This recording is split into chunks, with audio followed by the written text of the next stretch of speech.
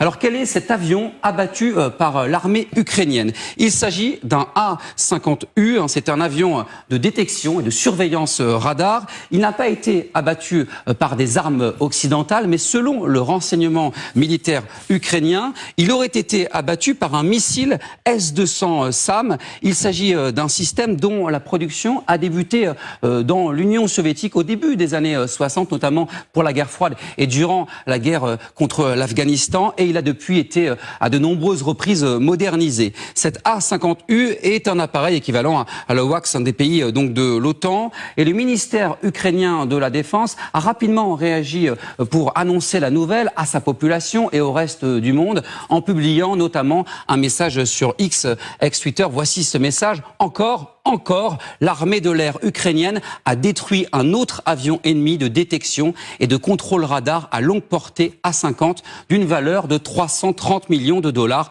Excellent travail des guerriers ukrainiens. Ce ministère ukrainien de la Défense qui ajoute un autre message. La destruction en vol de l'A-50U est un nouveau coup sérieux porté au potentiel et aux capacités de Moscou. Quant à la Russie, un certain blogueur russe parle d'un avion qui aurait été victime d'un tir ami. Ce n'est pas la première fois donc un A-50U a été abattu par l'armée ukrainienne. Déjà au mois de janvier 2024, un premier engin a été abattu toujours au-dessus de cette mer d'Azov. Et la question, Brandon, c'est bien sûr, au-delà du symbole, de savoir ce que représente la perte de cet appareil pour les Russes.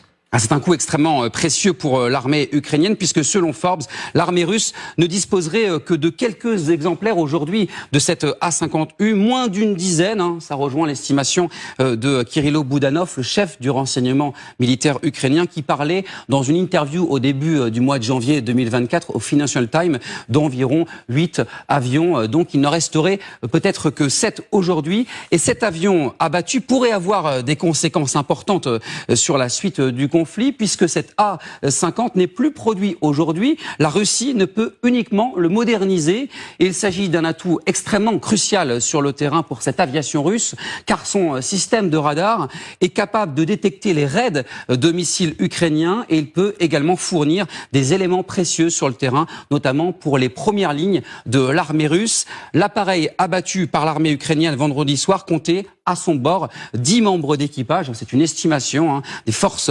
aguerries extrêmement bien formées, ce qui peut aussi provoquer des conséquences absolument terribles dans les prochaines semaines, dans les prochains mois pour de futurs déploiements. Merci beaucoup, Brandon. Votre réaction, Nathalie Schrin, que les téléspectateurs n'ont pas vue, mais que j'ai vue, c'est une réaction de pure joie. J'en parle parce que ça a été la réaction vraiment des Ukrainiens à cette nouvelle. C'est une victoire, c'est une vraie victoire. Oui, d'autant plus que l'aviation ukrainienne est vraiment très petite. Oui. Je crois qu'il y a 200 chasseurs par rapport à l'aviation russe où il y en a, il y a 1000, j'ai vu 1080, quelque chose comme ça, d'avions de tout genre. Faut voir la différence la disproportion entre les deux, et on arrive à faire comme quoi si on nous donnait des armes, on arriverait très facilement à nous sortir de cette guerre. On veut juste, encore une fois, aller jusqu'aux frontières de la Russie. On veut pas plus. On veut pouvoir se défendre. Il faut défendre aussi la population, parce que les missiles qui sont, envoyés sur l'Ukraine, toute la détection que cet avion ne pourra plus faire va protéger aussi la population, et c'est ça aussi qui nous met en joie, parce que la population, vraiment, c'est notre peuple, notre sang, et il faut absolument les protéger.